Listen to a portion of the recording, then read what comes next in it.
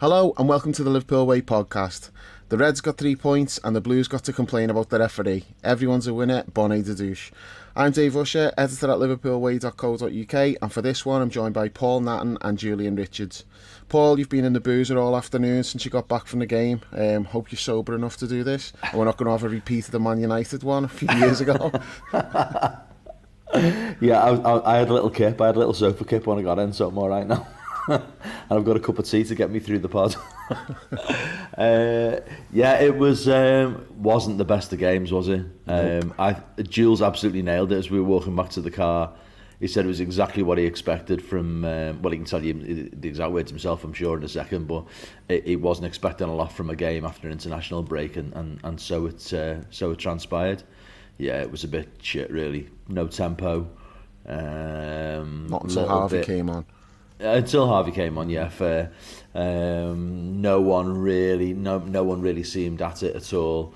Lots of sort of, maybe mediocre's a little bit strong, but lots of sort of 60-70% performances rather than 80, 90, 100% performances.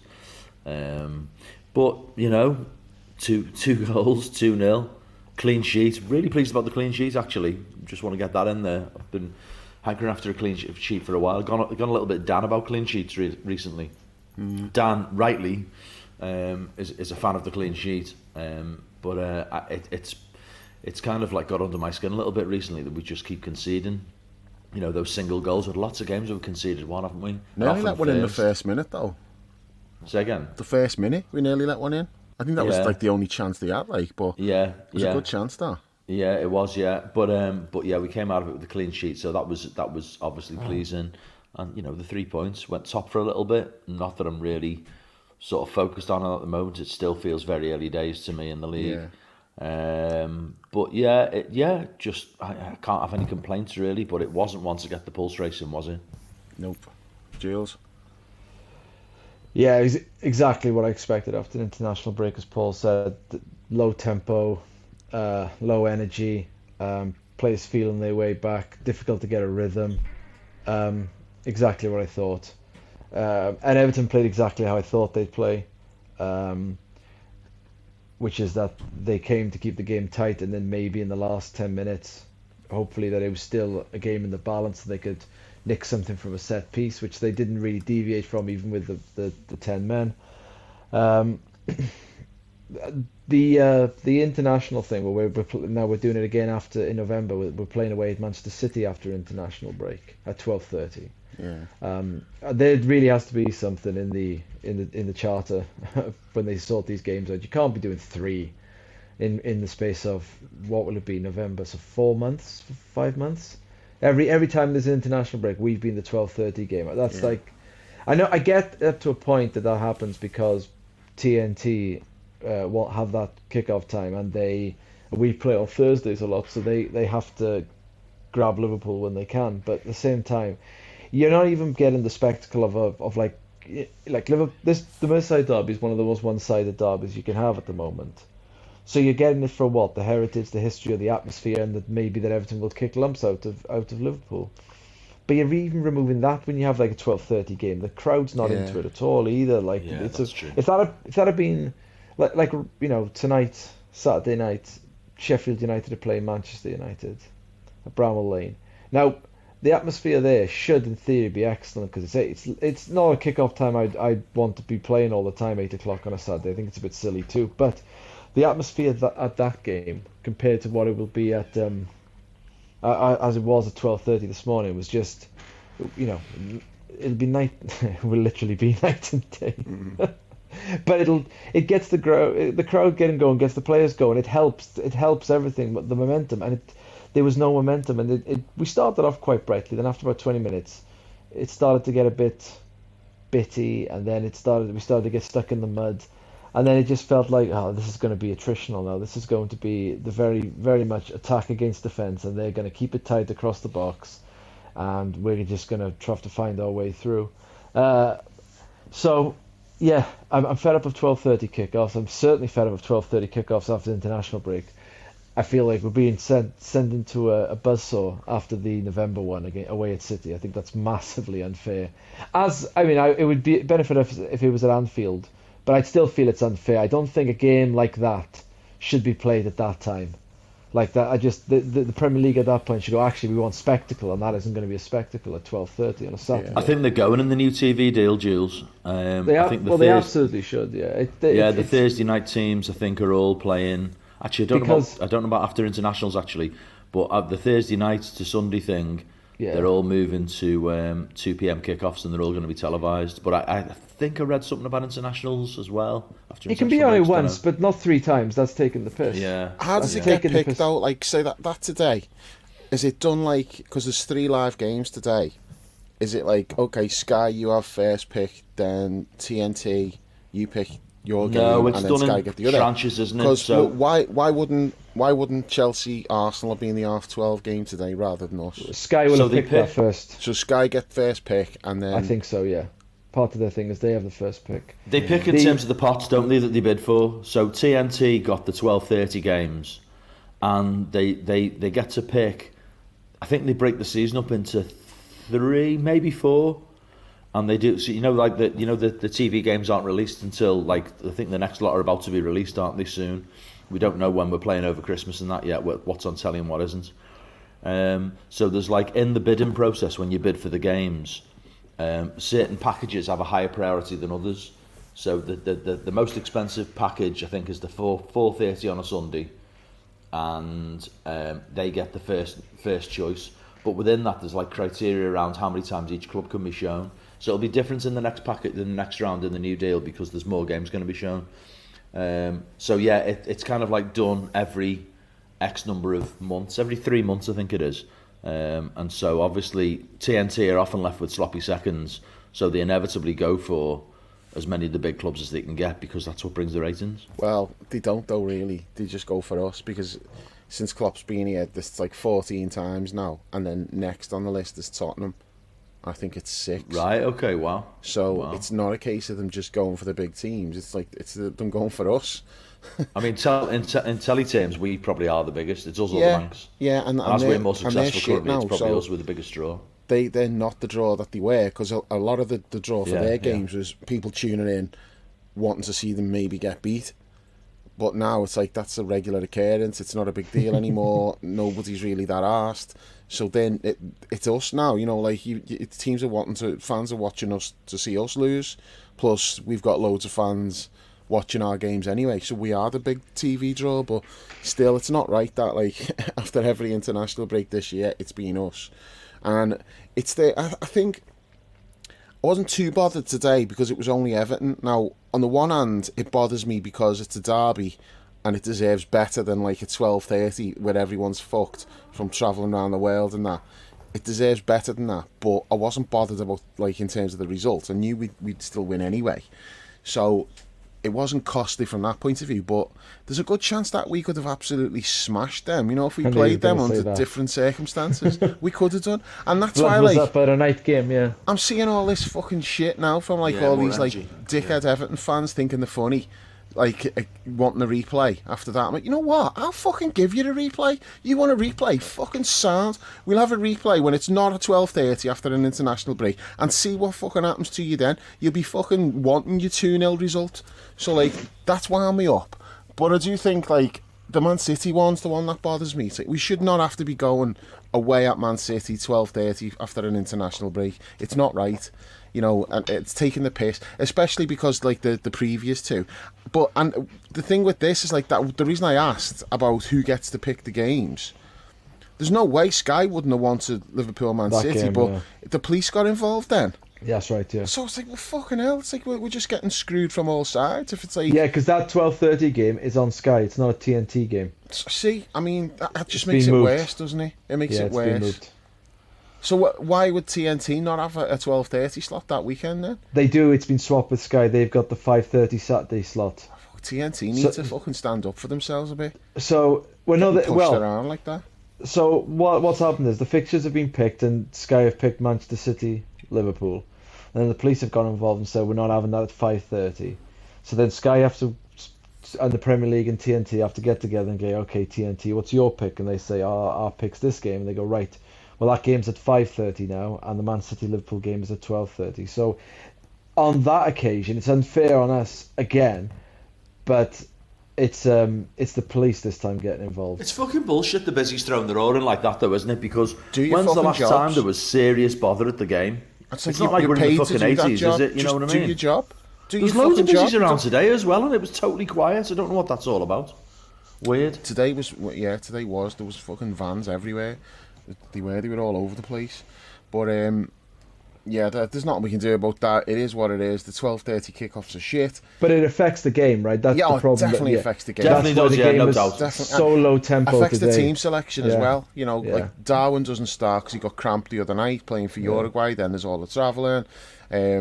So yeah, it affects like the team selection. It affects like the energy levels, just the performance, and like and people don't seem to realise like that when you hear like a Jim White on TalkSport, like morons like that, and they'll say, yeah, but it's only 2 hours difference. What difference does it make if you're playing at 3 o'clock? And it's like, well, I experienced that firsthand today. The dilemma I had at the chippy. It's like it totally throws off like your whole eating plan, doesn't it? Because I'd not long had my breakfast. And then we're at the chippy, and I said that I was like, no, I'm not having chips. It's too early. I wasn't planning on having any. I was not having chips. And then Dan made you go the other way. But then, that's another story. But like initially, I'm like, I can't have my chips and gravy because it's too early for that. I've not long had my breakfast. But then you've got the problem when you come out and you're hungry. But like then you're in between like your lunch and your tea, and so it messes everything up. Like I know that's just me. But it affects the players because it's like, well, if they're having like if they were having 2 meals before the 3 o'clock game, like a breakfast and then like they meet for lunch and then they head off to the game. Well, you can't do that anymore. So like, what are you doing? You're going to get up at 5 o'clock in the morning and have breakfast then, or you're going to skip breakfast and you have like something a bit later, like brunch or whatever before the match. So it does have an effect. And then when you've got like the jet lag from players who are coming back from South America and that, of course it's going to have an effect on the quality of the game. And it did, because I thought, like, surprisingly, I thought we started well. I thought the first 20 minutes was good, other than the first minute when we almost give them a goal, which McAllister, we said before the game, didn't we, is like, the thing with McAllister, and I think it was me and you were talking, Paul, and we said, like, it's the eye test. It's like, it's not trusting him. You know, when I watch him, I think I don't completely trust him when the ball's played into his feet. And this is not a knock on him. It's just the position that he's in and the situations he's in. He's not in the areas of the pitch I want to see him. I always feel like he's got a mistake in him in terms of he's going to take a touch and then someone's going to come and take it off him. Or he's going to end up getting a yellow card for being late to a tackle. We didn't get that today, but in the first minute of the game, he gets caught on the ball. Ball gets played out wide, cross comes in, Calvert-Lewin's got a free header and he puts it straight at Alisson, and that was like the best chance they had all day. But it comes from just a needless situation like that. And I think that's like that was our fear with McAllister before the game. He actually has a good game, I don't want to get like too bogged down on that, like just that one little thing, because I thought he played well, but again, it's like, this is what we were saying before the game we were worried about, and it almost happened in the first minute. Yeah, I just get the sense that he, I think he can just be outmatched physically, and both in terms of pace and power. Yeah. And that's kind of what bothers me, is people close him down quicker than he expects them to, and then they can outmuscle him a little bit. Now, his technique and touch is good, and he digs himself out of a few holes, but it always feels like he could be just on the cusp of getting caught. Just back on the I know we moved away slightly from it, but I just want to come back to the 12:30 thing very briefly. I get a little. I mean, it's definitely a thing. Don't get me wrong. It's definitely a thing. It's not. I buy everything that you were saying, and I think Klopp's absolutely spot on about it. But I do think Klopp has gone on about it a bit too much, in respect of it's in the players' heads a bit. I think it's almost like, I don't buy into this idea that you give the players an excuse, because these aren't players who are looking for excuses. But I just think it almost becomes a bit of a self-fulfilling prophecy. The players kind of like hear, I'm going to be tired, I'm going to be knackered, I'm going to be jet lagged, it's not fair. And they kind of almost like approach the game with that in the back of their minds. I mean, I don't know who. Maybe that's a load of shite, but it just strikes me that like he just gives them that message a little bit too often, indirectly. You know, he's not obviously saying that to them directly. He's saying that to the media, but I just think he just needs to put all that to bed and leave it alone. And I think maybe he did a little bit this time. Yeah, he didn't really. But it's getting asked, but he kind of but it's become a thing in the media, hasn't it? Because you know, all the journalists are writing things about before the game, how many times Liverpool have had the 12:30 kickoff, what the results have been in those games, because Klopp has made it a thing. I think he just needs to move away from it. I mean, I don't want to over-egg that. It's not the biggest issue in the world relative to the 12:30, but I just think it's. I think Klopp's in a position now where anything he says gets like so over-analysed. We've only got to go back to the whole VAR debacle to see how like everything he says gets absolutely shredded, and I think he's just got to be careful of that a little bit. I think this time though, Paul, what was different this week I found, usually like it's not always Klopp that's saying it, you know, sometimes it's journalists like just trying to get the quotes out of him and asking him about it, and often he'll just say, look, if you think this is an issue, write it. You don't need quotes from me. If you think this is wrong, then write about it. And like that's kind of how we went this week. But because when those numbers got put out there, like on Twitter and that, and everyone's seen it, it's like, hang on, 14 times that like Liverpool have had this slot. I noticed this week, like national media, like you know, there was people on Sky and there's people on TalkSport. They were actually talking about it and saying this isn't right. What's going on here? So it's changed from the Klopp's moaning again to Klopp didn't moan. Klopp didn't really say anything about it this time, but people are talking about it and going, how have they got twice as many as like the nearest? Well, more than twice as many as the nearest, which is Tottenham. So it became a talking point this week, but not because of anything Klopp said. And I do think that things will change as a result of it now. And that's what Klopp wanted all along. That's what he always says. Why are you asking me for these things? You can see there's a problem. Not specifically He's not that smart, is he, about 12:30. these points, though, is he? It's like, do you know when he talks about like all sorts of issues? The data's there. Use the data, and without going all Rafa about it. You know what I mean? All Rafa facts, but there is like an element of, you know, Mo gets fouled all the time, but doesn't get. But yellow cards are not given to the people who foul him. You know, there's all of that. Back it up with numbers. You've got to. Yeah, back it up with numbers. Yeah. Take the emotion out of it and just say, look, here's the issue. There's the facts. Does that sound right to you? Just make it less emotive and more factual. Yeah. Yeah, back to the game. Where were we? Yeah, first 20 minutes, thought we played well. We had a few chances. We looked dangerous on whenever Everton got a set piece. Like the first corner they got. And I was saying to John, I was like, I think it might not have been the first one, but we gave away a stupid corner. Kanate made a mistake and Virgil had to just put it behind for the corner. And I'm like, this is exactly what you can't do against these. You know, stupid set pieces. So it's inevitable that you're going to give some away. That, you know, that's just football. But when you give cheap ones away that you don't need to give away, that's when like you always feel, oh, this could cost us. But when that happens, I said to John, I said, this is like what you can't do against these. I said, because, you know, it's big ball to Tarkowski on the back post and like he either heads it down or he heads for goal. I said, but the flip side of it is we're just as likely to score from this as they are.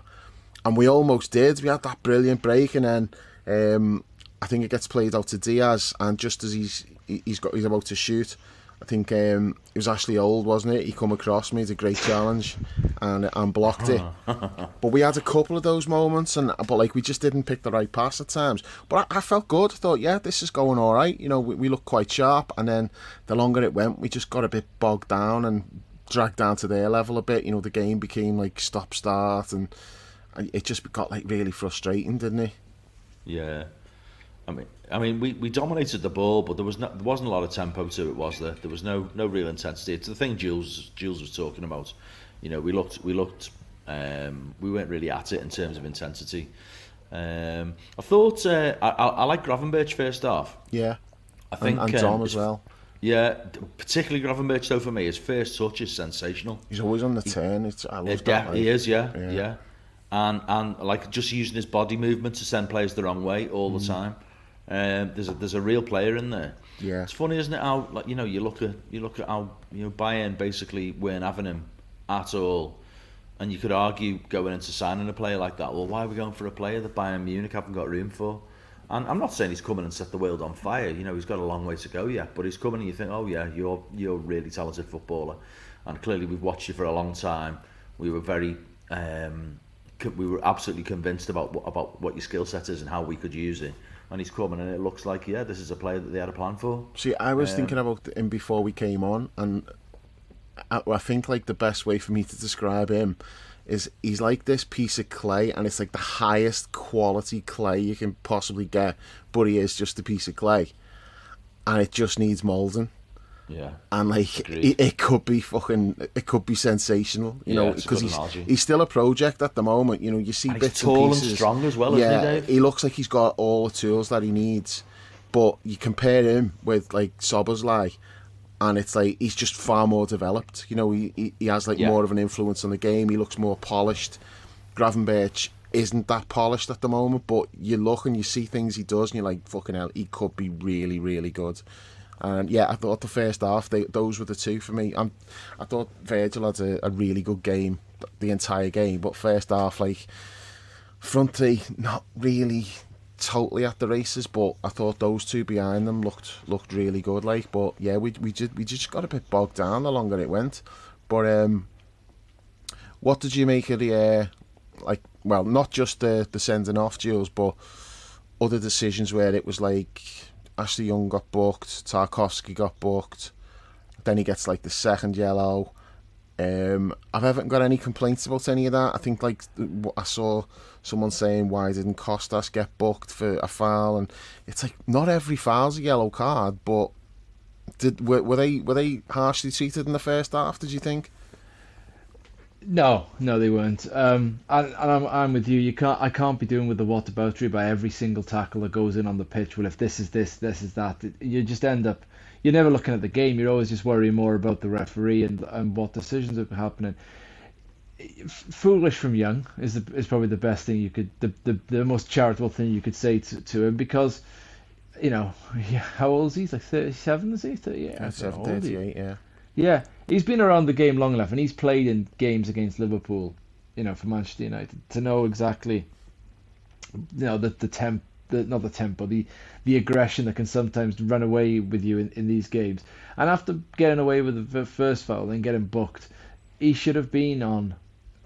I don't know whether he thought that like his reputation weirdly would precede him, and that he'd get more leeway because he's an older player and he knows more, and the referee thinks, no, he must have got a bit of that because he's not that stupid. He's actually young, old. He knows, you know, he knows how to play the game. He knows that it would be stupid to do that, because I can't imagine why else he would have done it. It made no sense. Yeah, it was reckless, wasn't he? It was. He could have just held him up, but he could have just like hang a foot out and then just hope for the best with the cross. But instead, he lunged in, took him out, and then he's got like the nerve to sort of dispute it as if like he knew that was going. I suppose Everton can be sort of a little bit feel they're hard done by, because Konate possibly could have got a second yellow. I've got to be honest, I thought that was one of those. It's very difficult to give sometimes when the players are running full speed and one crosses over the other and then goes over, because it could always be just a trip of the, you know, a clash of the boots rather than something more intentional. There was a good bit in the second half where a Everton player ran across Darwin, and Darwin saw it coming, so got his hands up in the air before the player had gone past him. So the player dived. And Darwin was that by the touchline at Brantford? Yeah. And it was a terrible dive. And he was so bad. He was already like, "I've not touched him," and the referee's like, "You haven't, carry on." And so there's always that element when players are running across each other. You know, a clash could happen. So I can see why they'd feel hard done by on the Konate thing, but for me, from my angle, I didn't think it was it was enough to warrant a booking that would lead to a red card. I mean, we're not going to get into the tactics of when you should give a booking if it's going to lead to a red, because not all yellow cards add up to reds. 2 yellows don't always make a red, even though they actually do. Sometimes you think that probably you should have just left that, and rather than having the game go down to 10 men. So no, I don't think they can feel hard done by about it. I think Ashley Young was silly in doing what he did. The Tarkowski thing, I think that's just one of those that sometimes gets given. You can't. I don't think they can have any real complaints. But the weird thing was, I did read a match report. I think it was from Andy Hunter when I got in, and he spoke about like that Craig Pawson was like nervous, and like his his decision making wasn't very good. And I'm thinking, well, I thought he was all right. Yeah, I didn't think he there was looked any. nervous at all. opposite. Yeah, he No, was calm, and he even took time to the Ashley Young one. He Yeah, took he, his he had time to to. walk away, didn't he? I He think didn't did just that about reach for the 3 card. times, He Dave. thought, Yeah. Yeah. "Is there any way I can not give him a yellow card here?" Because he didn't want to send him off. And Which you might could- be the reputation thing. Like, hang on now, who's just done that? He knows he's on a yellow. Have I kicked Bishop Brennan up the arse? Have I seen what I just think I saw? And then he's had a think, and then he's gone, no, I have seen what I thought I saw. that's He's gonna have to exactly go. it. Yeah. I think, wonder if they're starting to, if the tide's starting to turn a little bit as well with the referees and thinking. Oh, don't speak too soon. We've put. Well, no, I don't mean like they've all got together and made a decision, but I think it's in the back of their minds after the Diaz thing. They've got to be thinking, I've got to be careful when I'm refereeing Liverpool because that was absolutely outrageous, and I don't want to be tied up in that nonsense as well. Sort of like the opposite to what was happening beforehand. Depends where on I the don't think they've individual, all- though, doesn't it, Paul? Like, Anthony Taylor's not going to give a fuck about that, whereas Craig Maybe. Pawson might. But I certainly I thought Pawson had a good game today. Yeah, I did. On Merseyside on the way back on the phone and listened to Radio Merseyside. It was funny you were saying, Dave, about there was load of, was that on Twitter where you talking about all the Blues saying things like let's replay the game? Yeah. Because well I haven't seen much on there, but on Merseyside they all just sounded a little bit broken, like they weren't ringing in fired up and like, you know, spitting feathers about the decisions. They were all just a little bit kind of like, I mean even Alan Stubbs, who was on there, he seemed to be saying, it's not really. Was he just repeating what other people were saying, Paul? He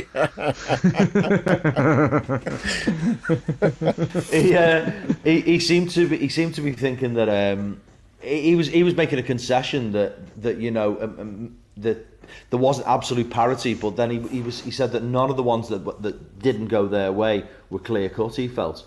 I mean, that's about as close as you get to an objective view from Evertonian, and most of the Blues ringing in were just all a little bit kind of despondent rather than angry. That's because they're not looking for likes on Twitter. That's why they're just giving an honest opinion.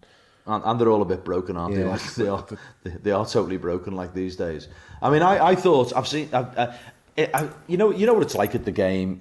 I think at the match you get an unparalleled view of the whole game, the whole movement and flow of a match, far better than you do on telly. But you don't get the detail and the nuance of the real specific moments that you get with all the slow motion and the close-ups that you get on TV, and you only really get a sense of that when you come home and you watch it again. At the game today, I didn't think that it was a second yellow for Konate. And when I've seen it back, I suppose I can concede that you might see them given, but I think it would have been very harsh if it had been a second yellow for Konate today. And I think some of the Evertonians that are on the radio were almost trying to say, well, Young got 2 yellows, so someone else should have got them, without actually looking at, you know, the specifics of the incidents. I think Young was absolutely cynical with certainly with the second one, but both his were definite yellows, I thought. I didn't think that was the case with Konate. I don't think that's me watching it with red tinted specs. I just think that's just called it as I see it. I didn't think it was a second yellow card. You can subscribe to the Liverpool Way podcast on all the major platforms, whether it's Apple, Google, Spotify, Amazon or Podbean. Just search for the Liverpool Way, leave us a review and hit subscribe to automatically receive all new episodes. You can also head to liverpoolway.co.uk and grab a TLW season ticket for just £3 a month. There's tons of exclusive content, including match reports from every Liverpool game, weekly Premier League roundups, the TLW diary and access to the members-only forum. Lastly, you can follow us on social media at The Liverpool Way on Twitter and at The Liverpool Way TLW on Instagram and Facebook. I think with the Ashley Young, the first one, you can definitely like choose to not give it, but if you're not giving the yellow card, that's a specific case of like you're refereeing the game in a certain way where you're going to let most things go, and it's going to take either persistent fouling or a bad one for a card to come out. So when he booked him for that, then he books Tarkovsky, and again I didn't think that was particularly bad. I wouldn't have been kicking off if he hadn't booked him for it. But he's consistent in how he's viewing these things. So if that's how he's going to referee it, okay. The the second Ashley Young one, that's like just fucking insanity, him diving in like that. He deserves all he gets. Now, Konate's first one is an absolute nothing. He reaches to grab him, and he doesn't really get hold of him, and then he pulls his hands away, and the lad just throws himself to the floor. So it's a soft yellow, but he did reach to grab him, so he got that. Now, the second one that they wanted, now, you probably don't know this, but like I read quotes from Tarkowski, and they're aggrieved, not necessarily because they think that's a bad foul, that's a yellow card. The reason why, I'll read out like the quote from Tarkowski. So he said, "I got booked in the first half for fouling a lad in midfield, and the referee said, 'You are out of position,' and fouled him, so it's a yellow card." And then he says, "Konate's out of position, fouls our lad, and it's not a yellow card, so where's the consistency? If he's saying that's why he booked me, I expect the same in the second half, and that's where it doesn't feel like a fair game." Now, what I'd say to that is, like, first of all, Konate's not out of position. We were fucking camped in Everton's half, and he was actually marking the centre forward. So he's not out of position. He is where their centre forward is.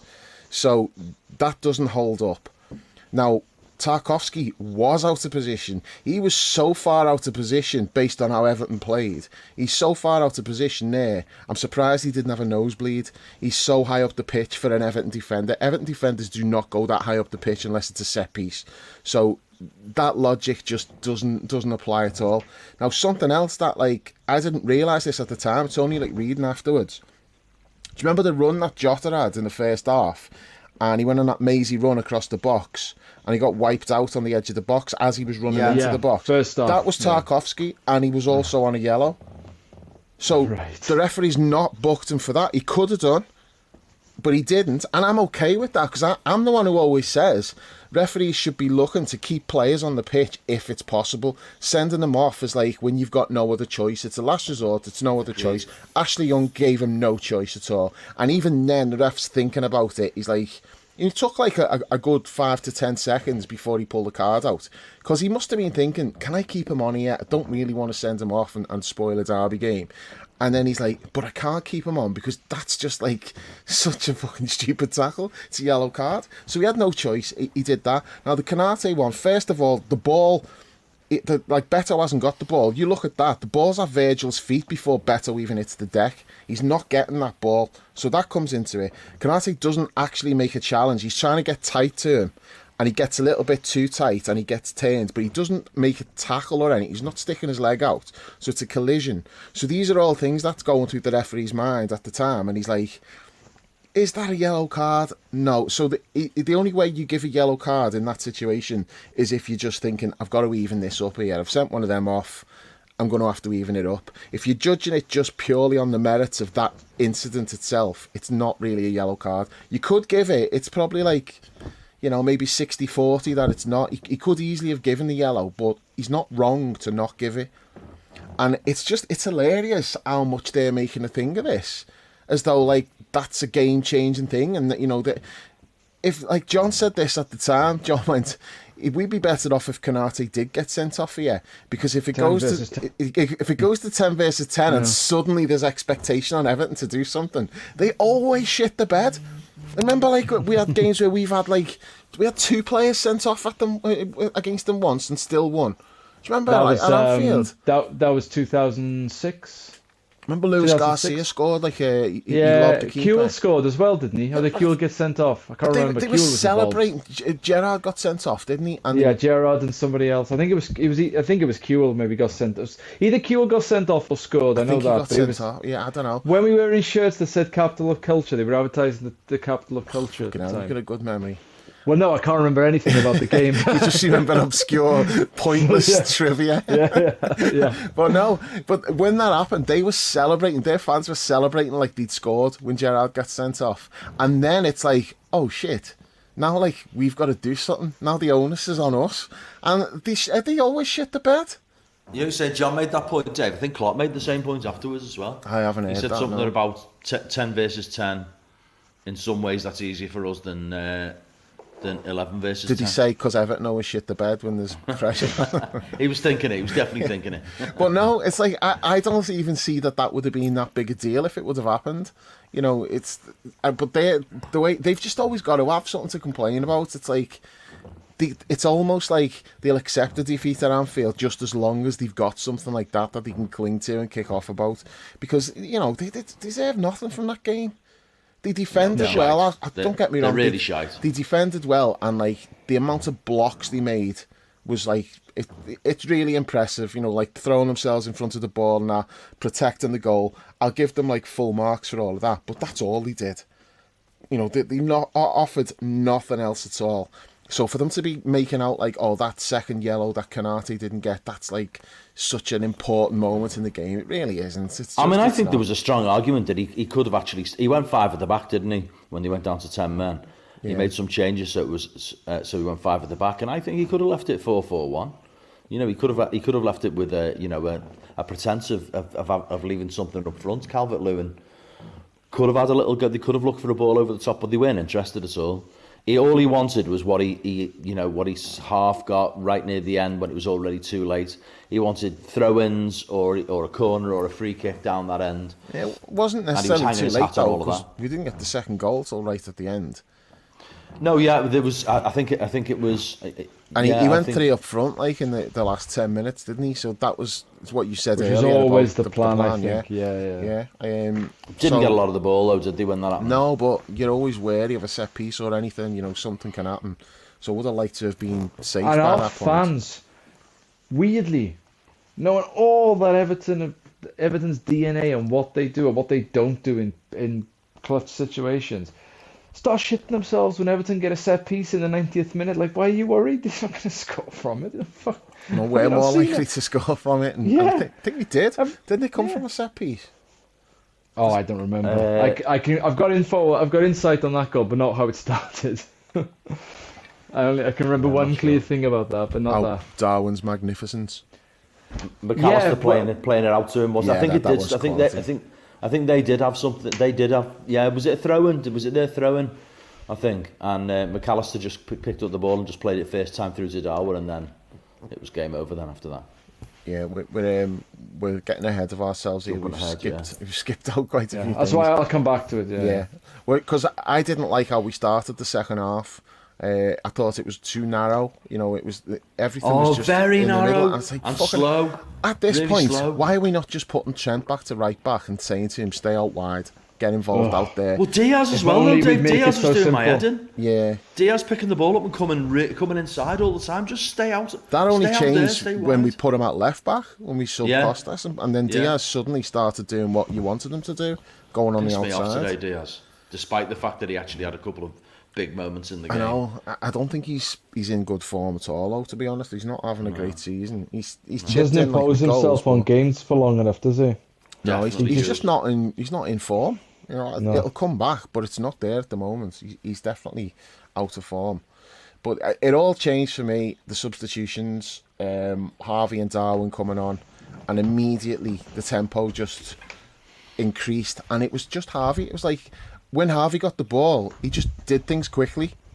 Yeah. Like he moved it quick, and it didn't want too many touches. No, it just like had an impact on everything else we did. Suddenly, like the tempo of the whole team just improved. Now it also helps when you've got like Diaz switches to left back and Costas has gone out. And we maybe need to talk about Costas later as well, because if Robbo's going to be out for a long time, Costas needs to be doing better.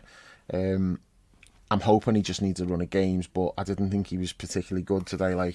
And when he went off, Gomez coming on over there as well tells a bit of a story of which direction we might go as well. Yeah, I thought Gomez did well when he came on, but that switch to having Diaz at left back, because we didn't need a left back. Everton had completely given up on any idea of attacking at that point, so you may as well just like overload it with attacking players. And I thought it worked well. I thought Harvey made a big difference. The shape of the team changes because you've got Darwin up front. I think Jota was kind of central with him, and then Diaz is like flying up the left, and that's where the goal comes from.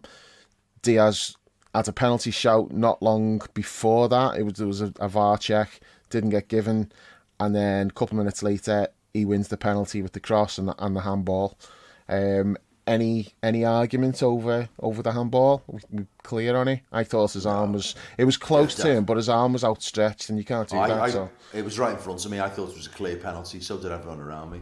Yeah, but I mean, you are sat in the cop with Liverpool fans, so everyone is going to be thinking that. I mean, I didn't think the Diaz Diaz one was a penalty either. Though I didn't think that was a penalty. Yeah, I've not seen that one back. There was a handball from. Obvious. There was a handball earlier than that, wasn't it? Was it Keane again earlier? Before that. Yeah, and that wasn't one. No, either. Is that when it bounced up off his foot? And you can't give that. them. No, give them. So yeah, I and his hands were closer to his body as well in that one, I think, as well. But the one that was given, his arm was at a mad position. It was out from his body. It was definitely a pen. Well, McTominay just gave away a penalty against Sheffield United. That's roughly the same. His arm's out, away from his body, blocks the path of the ball. And then he tucks his arm behind himself to sort of, oh no, I didn't do that, which is an immediate giveaway when they tuck their arm behind after this happened. So yeah, I don't think they can have any reasonable complaints about it. That's what a modern handball penalty is, isn't it? Yeah, great pen by Mo, wasn't it? Fantastic. Never in doubt. I was convinced he was going to miss. No, never in doubt. Jules After the week he's had. Jules? Yeah, after the week he's had, putting out that statement and that. He's a big superstar for the big occasion. He was never missing that one. And it was great as well. He really is, because he's come away with 2 goals and he got man of the match on TNT, and I thought the 2 goals were literally the only 2 things he did right in the whole game. He was awful today, I thought. His touch was off. He was like, everything he tried was just not coming off, and he's come away with 2 goals. And 2 great finishes though, Dave.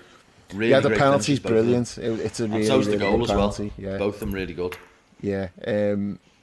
But yeah, once we get to 1-0, you just need that first goal, because it was difficult to see Everton doing anything. They did have a goal late on when they put the extra forwards on, but I do think we should have wrapped it up before then. I thought we should have done a bit more. I didn't necessarily like the substitution, bringing Gomez on for Diaz at that point, just because it was only 1-0. I'm like, are you kind of settling for what you've got there? You know, we've got them on the ropes. Diaz had suddenly come into the game and was having an impact. I would have left them on for at least another 5 minutes just to try to get the second goal. I thought it was a little bit early to be making that defensive change, but Gomez actually was getting forward a lot. He was in the box quite a bit. I thought he did well. I thought he was impressive. It's a bit unfair on him, because in our system, your left back needs a left foot, because you are going to be expected to put crosses in. I like Gomez as a right back, and left back, fine if you want to play like we did in 2001, like the treble season, with a right-footed left back. But I think we probably need a bit more than what he can give us.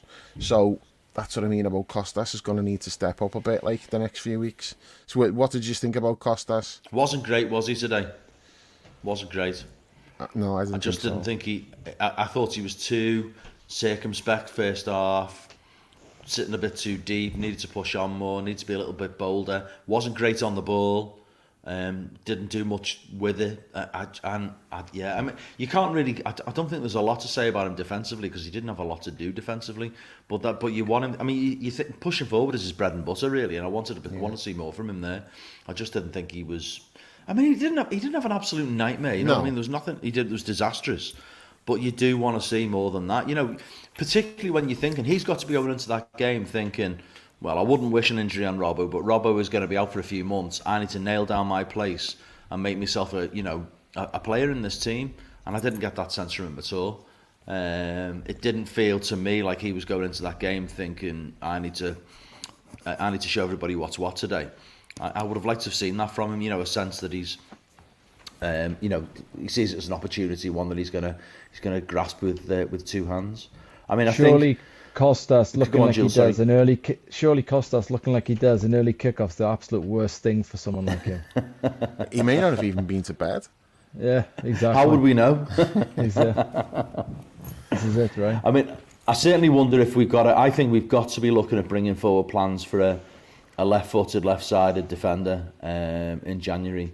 I just don't. Well, I was saying before the game, wasn't it? It just smacks to me of, pushing it, leaving it threadbare in midfield or leaving it threadbare at centre half, as we've done, over the last few seasons, and paying the price for it. Particularly when you think about how vulnerable Matip, Konate, and Gomez can all be in terms of their fitness. Robbo out as well. We've only really got Trent, who's a recognised right back. I think we've got to be looking to be whoever it is we're thinking about as that new left-sided, left-footed sort of. And I think we are going to go for like a hybrid centre half, left back. I think we need to be looking to bring that forward if we can. I just think we'll be taking too many risks if we don't. We're definitely going to do it anyway. I don't think anyone doubts that we're going to do that in the summer, so try and bring it forward. I just think we'd be taking too many risks to not do that. Regardless of how Costas plays, really, I just think we can't be relying on, what could easily get down to a bare bones of a defence if key players have, the knocks and the bumps that they've had in the past, and it puts them out for, 4, 5, 6 weeks, as has happened many times previously.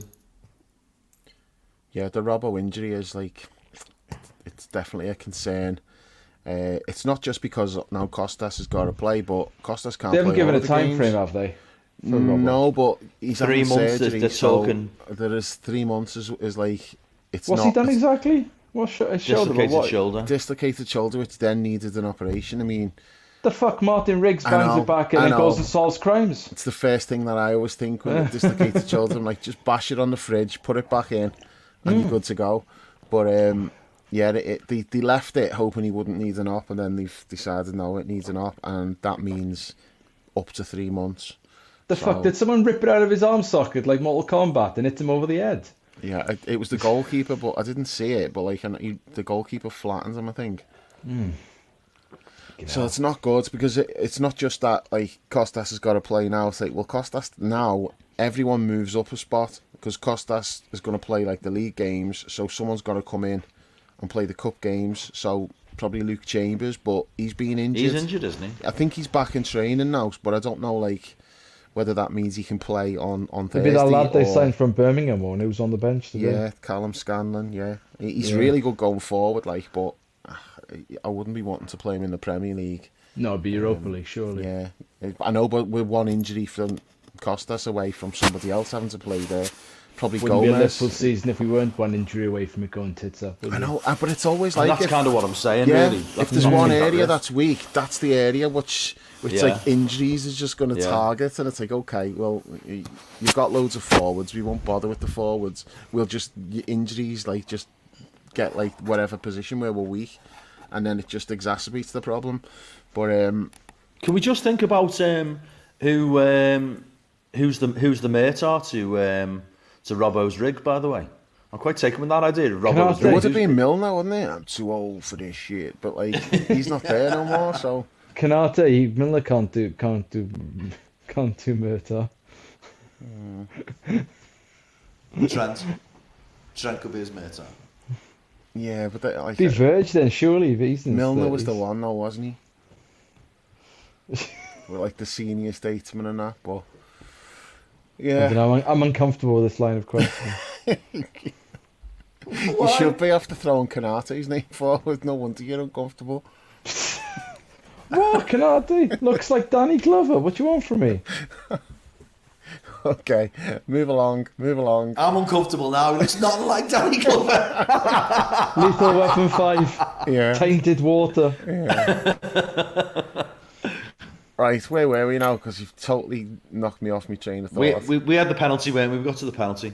Yeah, so Mo tucks away the penalty. Then Everton start making attacking changes last 10 minutes or so. And initially I thought when Darwin came on, I thought this is going to be a little bit of a tricky game for them when they've just got 5 strung across the edge of their own box. There's not really that much space. But then the goal changes that a bit. You suddenly... you get a little bit more space, and if Everton are getting the odd throw in or free kick in their own half and Pickford's launching it forward, I'm this is good for us because it means we can break and there's room to run into. I thought there were a couple of balls over the top opportunities that he wasn't given. There was a few. We weren't looking for him, were we? It was frustrating. No. But I was watching him closely because obviously I do, because he's my boy. but like even when the ball's not coming to him, he'll make a run behind and he totally commit to it. You know, like he'll just sprint in behind, and it takes defenders with him, and it just unsettles people. And I think like that just gave us something that we didn't have before. And then you combine that with what Harvey brought, and I just thought like we were much better with those two coming on. Do you know that point you've just made there, Dave, about how he continually tries things over and over again, and if they don't come off, he's not bothered? I was listening to the Lineker, Shearer, Richards podcast a couple of weeks ago, and Shearer and Lineker were both making that point about him. You know, I think they love him, don't they? Michael Owen loves him as well. For exactly that point you were making, right, that he does what all the top forwards do, is that he just keeps putting himself in the position where he can be a threat, and it doesn't bother him if the chance doesn't come. He'll keep making the run, and then it comes. And if he makes a mess of it, he doesn't care. He'll go again. But the key point is that he's making the right runs. He knows he's occupying defenders. He's giving them something to think about. And I don't think you can underestimate that, really. And I don't really feel that we've had a player like that in a long time, have we? I don't think anyone else. He's just different, isn't he? He's just like a. I mean, who's like the comparison? I actually feel like he's kind of unique. Yeah, he's a bit of a kind of. He reminds me a bit of Torres and a bit of Suarez in terms of the way he plays. And he's not exactly like either of them. I mean, the output isn't quite there like for either of them. Imagine if he was, though. Imagine like like the best bits of both of them combined into one player. Jesus. But yeah, I think that is. I think it's easy to underestimate things like that, isn't it? You know, the fact that, and I think those are the sorts of things that you miss if you're not at the game. You don't see those runs. Yeah. You don't. You know, that's the sort of stuff that isn't always on the telly. You don't get to see him making those runs, depending on what angle the camera's on and which bit of the game is being shown. But yeah, because the ball doesn't come. Defenders. Yeah, and a lot of the time it wasn't, but he was still just making runs. And I don't mean like running towards goal. I mean like just running the channels and just wherever the space was. I go back to. Do you remember Brownie in the summer when we signed McAllister, and Brownie was talking about how, I think he mentioned Dom as well doing this. Yeah, he did. But he was particularly thinking about McAllister being someone who could really unlock Darwin. And we still haven't seen that, have we? And that to me is still a real frustration. Yeah, I'd like to see McAllister play. He hasn't played at all in that position, has he? Has he had a single appearance there? Endo started the game, didn't he? So he must have done. What's about half an hour, 40 minutes, something like that? Was it Newcastle? Did Endo started at Newcastle, didn't he? I think that was his first start. So McAllister will have started further forward in that game, but then the sending off changes everything, and he has to play deeper. Yeah. I mean, me and you, as if we're gonna fucking remember this shit. I actually think I've done pretty well. I might not be 100% there, but I think I've got elements of it right, which I'm quite pleased with. It's funny though, just on that point, it does make me, it does make me reflect again. You know, the season is actually going really well, isn't it? When you think about where we're at, but we're still not fully, a cohesive team. We haven't got all the round pegs and the round holes. You know, players aren't used to playing with each other yet. There's relationships that haven't been fully developed. I mean, I think there's one relationship which is fully developed. I mean, we've seen that going all the way back to, I think, the first time they played together in the Charity Shield start of last season. Yeah. Mo and Darwin, they just go together so brilliantly, don't they? So that stat that was put out. He's had, Darwin's got 8 assists for Mo, and in all the time Sadio was here, he had 13. Yeah. That's mad. Yeah. Every one of Darwin's assists this season has been for Mo. And he had quite a few last season as well. So it's like it's there's a proper year and understanding. a bit. It's basically just a year and then a bit of another season, and he's not that far behind Sadio, and that was 5 years together, something like that. Yeah. I thought on the second goal, Jules and I were chatting on the way back, and I think both of us felt he was going to fuck it up a little bit, because he kind of looked 2-3 times before he played that ball through to Mo, didn't he? But actually, you know why that is? I didn't. I knew as soon as he was running through, I knew he was going to pass it to Mo, and he was just waiting for the moment to do it. And the reason for that, when it comes to Darwin, it's like you two, you see the crescent, but I see the whole of the moon. It is. No, it's like I can't believe. When did you have that one written, Dave? no, I was listening to the radio in the car, and that song came on. I'm like, you know what? That's like me with Darwin. That is. All these people only see the crescent, but I see the whole of the moon. But no, I was like under no doubt whatsoever that he was gonna pick Mo out. He wasn't gonna go on his own. He was just waiting for the right moment. And when you watch it again, it's perfect. It's like the timing of it's perfect. The delivery is perfect.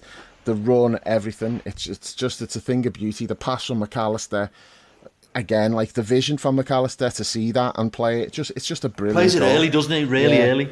It's just a brilliant goal, and he plays it into space. He doesn't play it to his feet. He plays it into the space to set him away. It's just a really, really good goal. And obviously, like, that's game over then when that one goes in.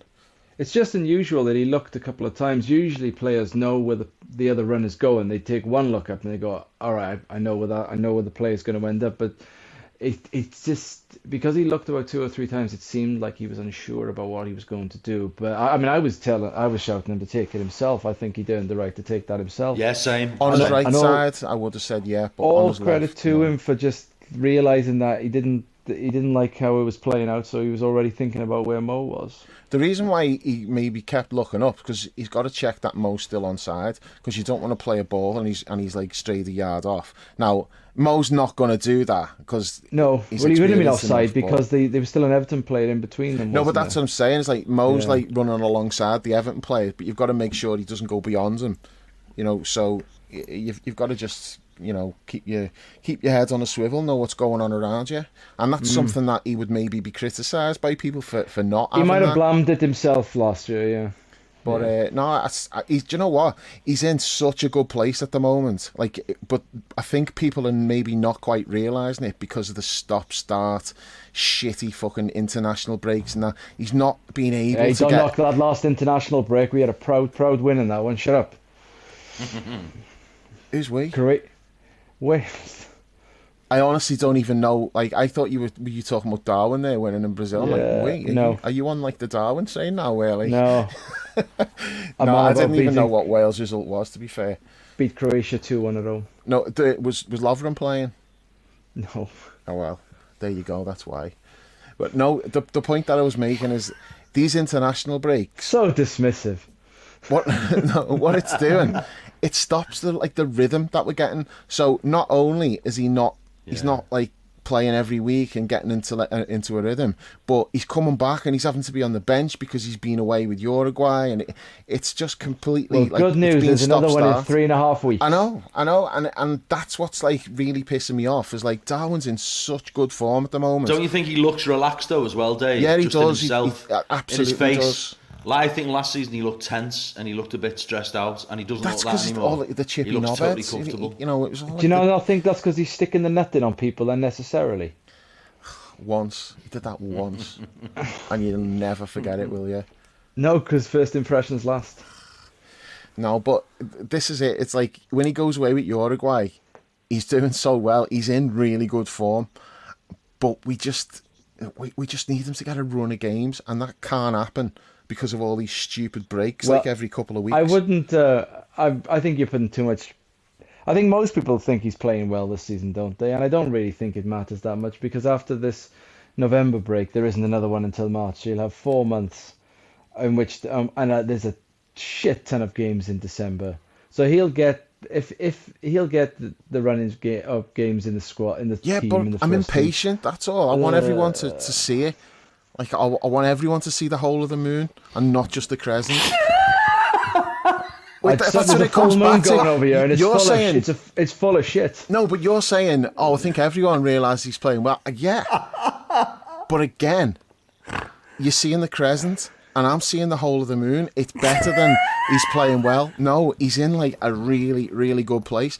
But because he's not able to get this run of games going because of how like stop-start it is, What a knob. just watch in a few weeks' time. We'll get I'm these struggling to internationals out see the what way, I said and then differently watch. to you there, except you said it's slightly more flowery. You You sound think like he's playing well. You sound like he's been on a wellness retreat. No, you think he's playing well, and I think it's way beyond that. I think like he's on a really, really high level, but we're not seeing it because he's not playing that many minutes because of how just disjointed it all is. Once he gets a run of games going, it's going to be no stopping him, I'm telling you.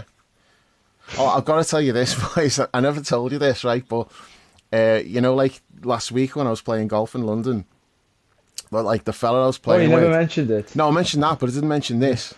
So, like, the guy I was playing with, he's like a professional, and he used to play on the European Tour, and like we were teammates, so like whatever points I got in the hole, like it contributed to the team score. Are you being modest here and deliberately not No. saying his name? Would we know his name? No, you wouldn't know his name, Paul. Like, fuck, how many golfers do you actually know? About fucking 3. So no, you wouldn't know his Wait, name. hang on. Name more than 3 golfers, Paul. Go on, show him up. Tiger. He went with the Rory. Tiger route. I can't believe he went down the Tiger route. That's a Semi desperation move. And now you're naming deceased golfers. Your boy from Lancashire. What the fuck's his name? Tommy Fleetwood. There you go. 4. Get in. Take that, Dave. So anyway, That's the whole of the Golf Moon there, no, right there. let me tell my story. I want to do an inquiry on Sevi being on that, Paul. I think you need to have people who are alive and still playing. and Tiger as well. I don't Although you think could have said Tiger. Jack Justin Rose. Nicholson got away with it. Okay, There you Justin go. Rose. Okay, he's just googled that. Like, Have a shite. yeah, as well. Me and you were talking. He's like, he's googling. Hey, you know your own tricks best, as me nan would have said. No. Tell us your story. Come on. Right. So I'm playing with this guy, and we get chatting, and he's like, so who do you support then? You're red or a blue? I'm like, oh, I'm a red. And he went, oh, your boys broke my heart the other week. But like, he's from down south, so I'm thinking, who's he supporting? Who do you support? And he went, Newcastle. I was like, oh, okay, so how come you support Newcastle? He's like, oh, mum and dad are from up, like South Shields, so I've been a Newcastle fan all my life, even though I lived down here. And he was like, yeah, I couldn't believe that game, what you did to us and all that. I thought we had that, we had it in the bag. So anyway, like, so we're just chatting as the round goes on, and I hit like a sticky spell in the middle of the round. It started good, and then me putting started like just doing what it always does. It was like killing me. And he said to me, he went, don't worry about it, because I wasn't contributing points to the team at this point. He's like, don't worry about it. He said, like, I know you're going to come strong at the end. He said, because, like, Scousers do that. He said, Liverpool, it's always, like, late goals. He went, you're going to finish like Darwin Núñez here. And I'm like, he didn't know that Darwin was my boy, so he didn't know, like, that I felt about 8 foot tall when he said that. Like, he said, you're going to finish like Darwin Núñez. He said, I can feel it, like, last couple of holes.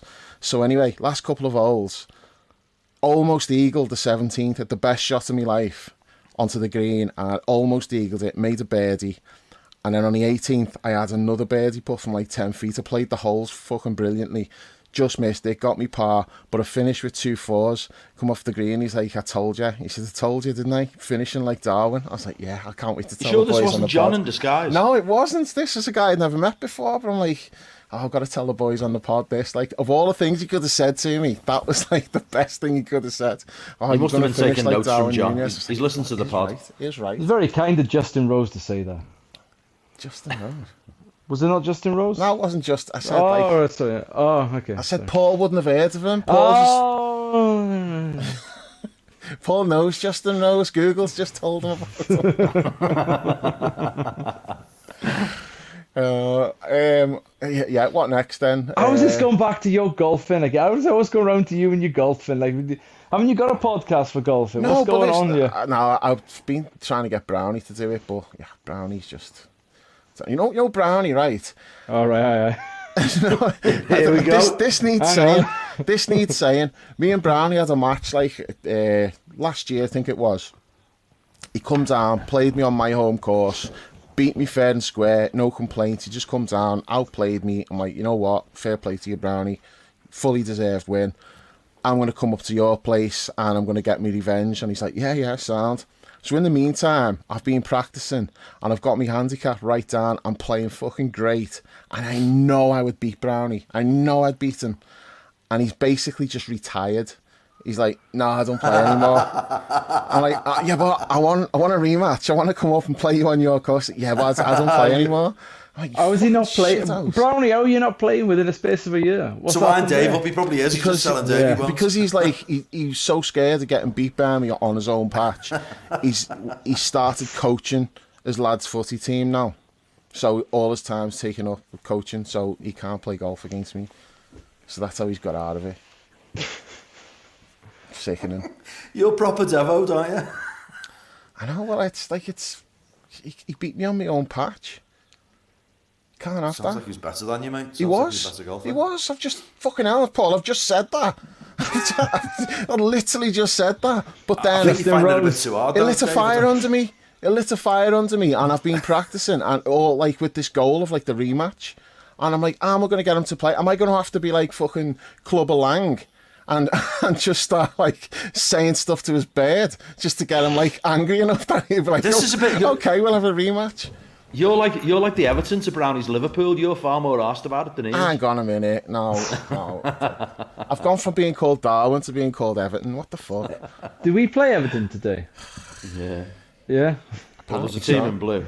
I don't know. I've forgotten. I got some Pickford quotes for you. Oh, So God. we've had the Tarkovsky one.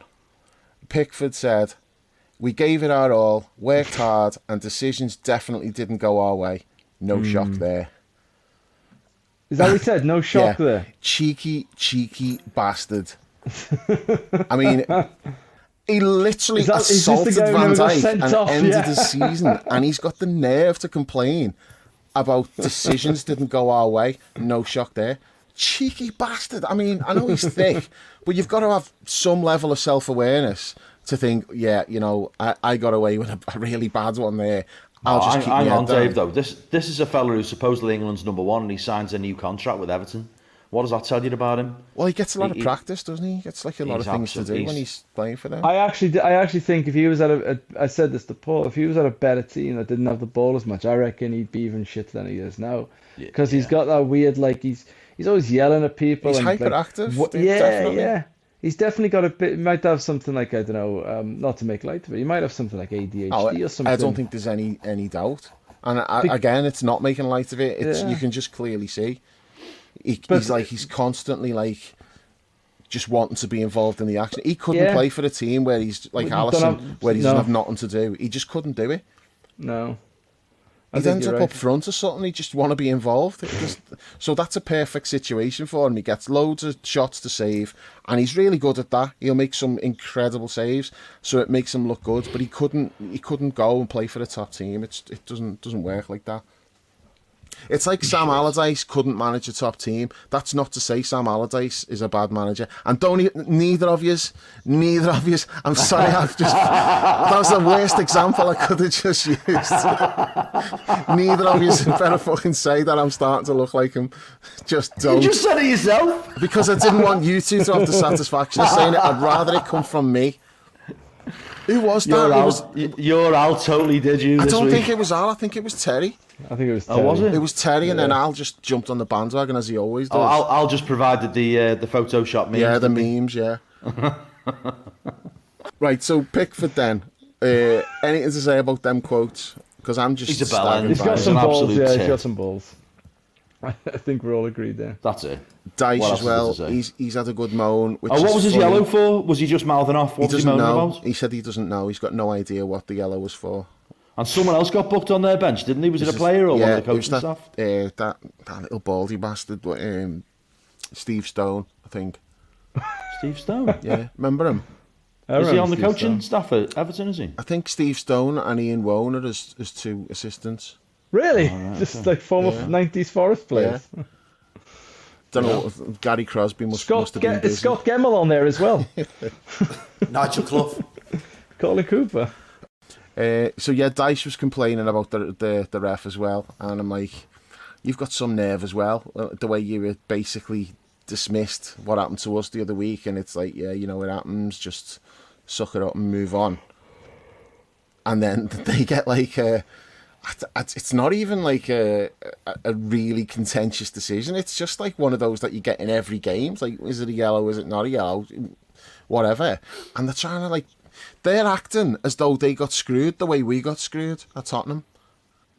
Yeah, there's nothing that controversial in this game. No, by- it's not just by any it's pure stretch. Everton behaviour though. They've always got to have this.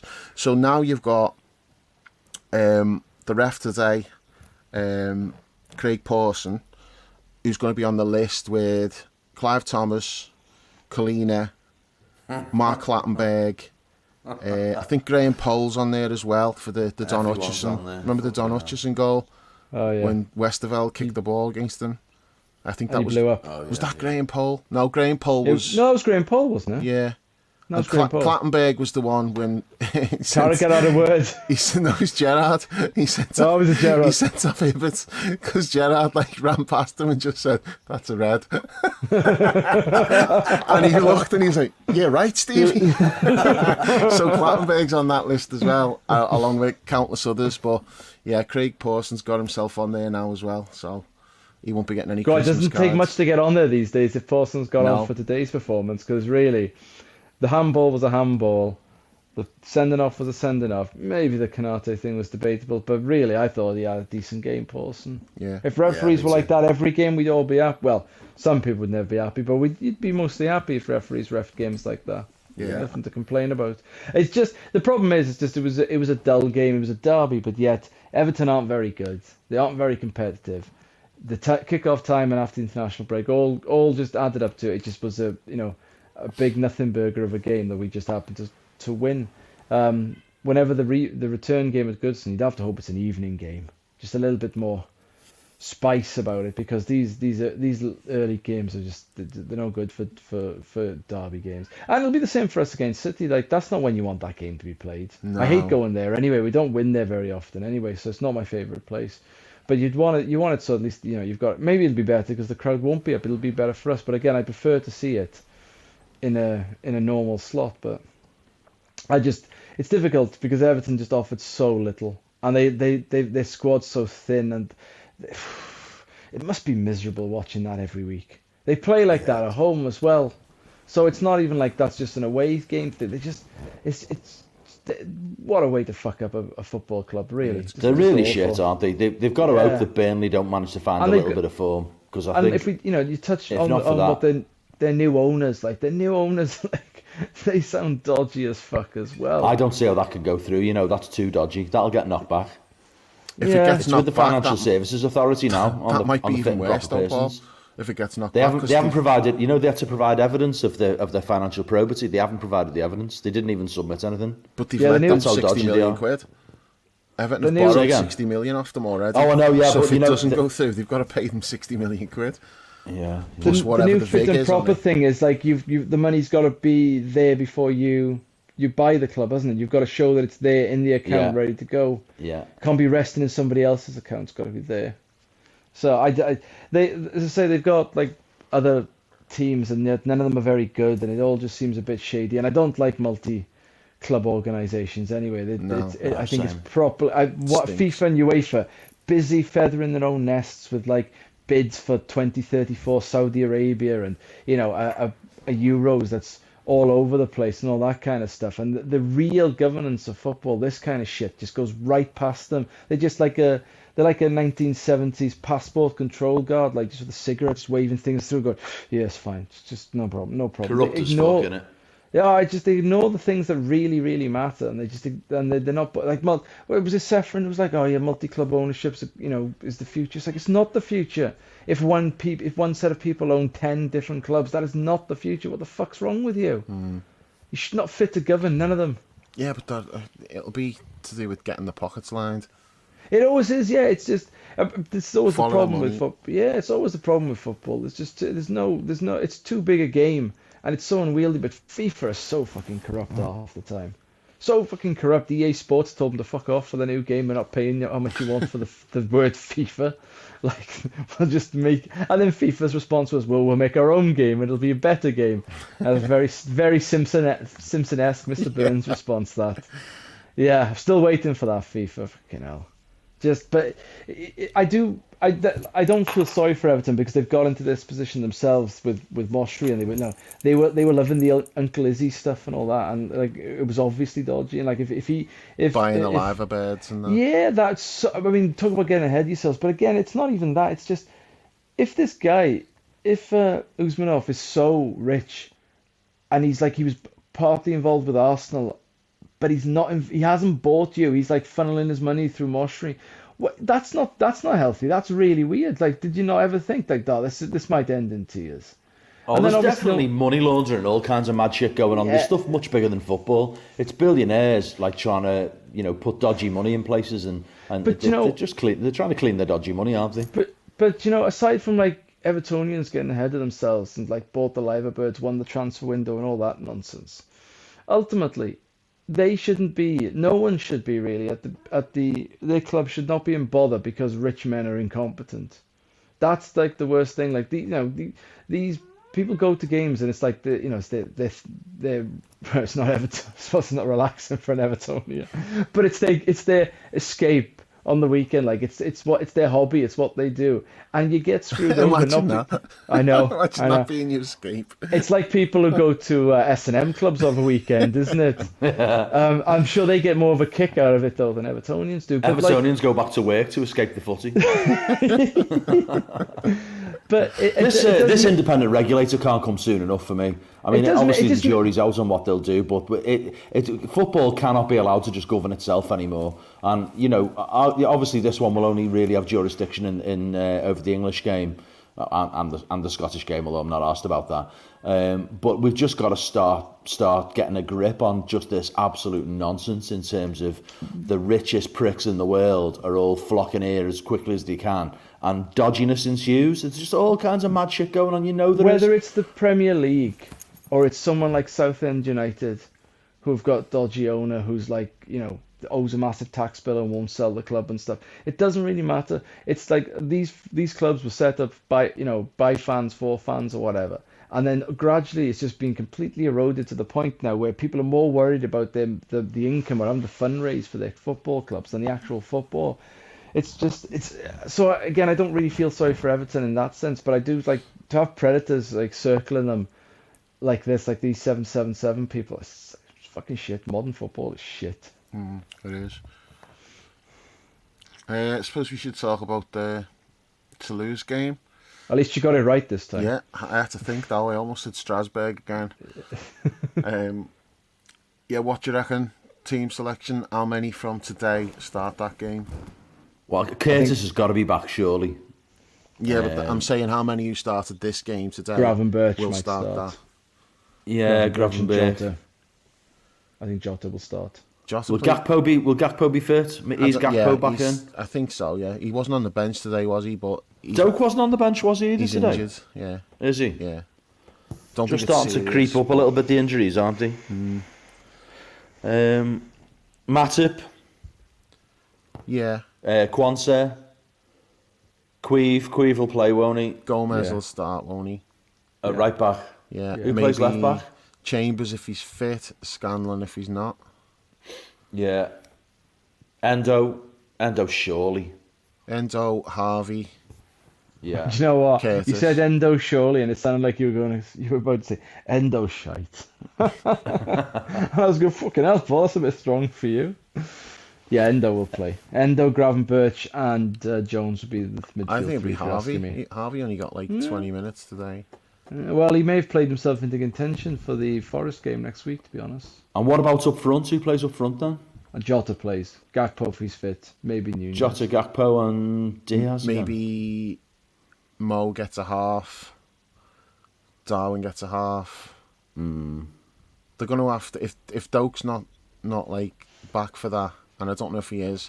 Klopp just said not a serious injury, but not involved at the weekend. So it was a muscle thing that he got with Scotland. So if he's not, Are there any more available- kids sniffing around that might get a place on the bench? Not attackers. Up front, no. Trent Cone-Doherty's been training with the squad, but I think it's too soon for him. He looks about 12. Good player, but he looks about 12. Doak, on the other hand, looks about 12, but also 45. Yeah. Yeah. It's a Glasgow 12, isn't it? He's kind of like Rabsy Nesbitt's son. Do you remember him? Oh, He had, yeah, I the, remember, yeah. whole face. Yeah. I'll well tell you. So yeah, I think the I mean, forwards is going to be, you're going to have to mix and match a little bit and pick people that you might not necessarily want to play, but... Do we know anything about Toulouse? I mean, I just assumed that we should be able to just roll all over anybody in this competition until we get into the very latter stages. Doesn't but are work they any like good? that, though, does it? Like have they got the last match, they were shite. But yeah, maybe not in terms of the scoreline, but I think we just should be, particularly 3 points should be well within our reach. But what are they like? Have they got any half-decent players? I don't know anything about them, do you? No. John Beale, no. He's done his homework on all this, so... Oh, John will tell us more on Thursday then, won't he, on the pod then? And he's in France anyway. He sent me a video before, like a fucking worldie that Andy Carroll's just scored for Amiens today. He scored from about like 45 yards out, lobbed the keeper. Great goal. Why is Andy Carroll getting loads of press at the moment? There was a big thing. I didn't read it, but I saw a big thing on Twitter. One of the papers has done a big spread with him or something. Is it like? I think he's done well over there. He's gone to France. I think he's doing well. But like, is he? I thought he'd retired. Well, semi-retirement. He's gone to play in the Farmers League, hasn't he? Saying that like they'll come and beat us on Thursday, and it'll be on me. Now, we got anything else to say? Do we want to talk about Forest on Saturday? Touch on that a little bit. It's on Sunday for a start. Sunday, sorry, yeah. Is it 2 o'clock or is it televised? Yeah. 2 o'clock. Is it on telly? No. It's been moved because of the Europa League. Yeah. At home. I mean, it should be another 3 points for me. I mean, I think Forest are a well-coached side. I like Cooper. I like some of the players. How'd they get on today? They drew 2-2 with Luton at home. Yeah, draw. They were 2-0 up, I think. Yeah. Good I result think for they were Luton. definitely 1-0 up. I'm not sure if they were 2-0 up. Luton just made up a point on Everton. Yeah. I would be hoping against Forest next Sunday that we'd see more of the proper Liverpool. You know, I think we you know, it won't be as insipid as today was. Yeah.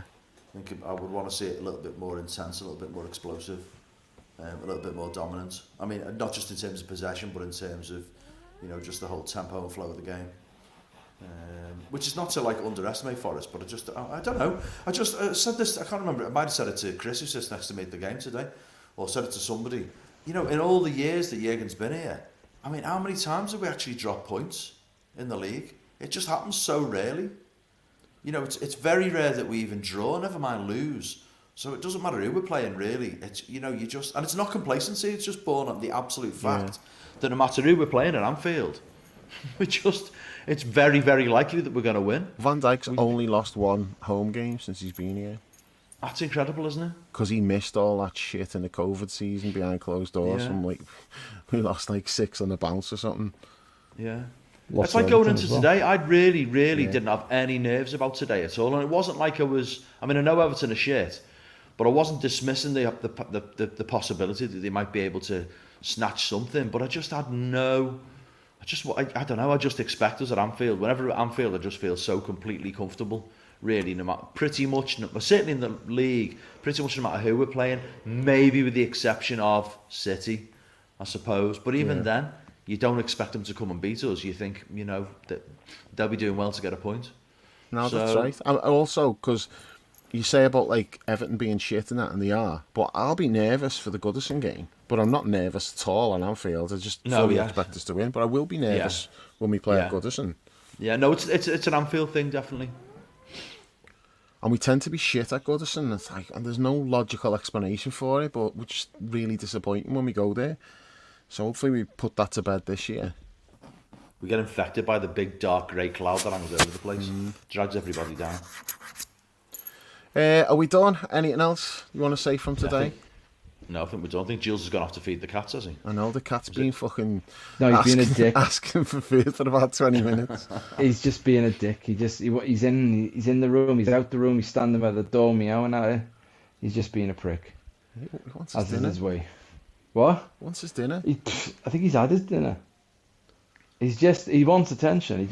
He's pissed off that he's not getting any attention, so he's kicking off. 'Tis his way. Well, we'll let you see to your cat. Paul, you can go back to sleep. And I'll have to edit this and get it out for tonight. Nice one, boys. Yeah, we'll be back then after the Toulouse game on Thursday. So until then, thanks for listening, and we'll catch you soon. Well, the best word I can say, but will describe this was boom. Ooh, what was this? It was really good.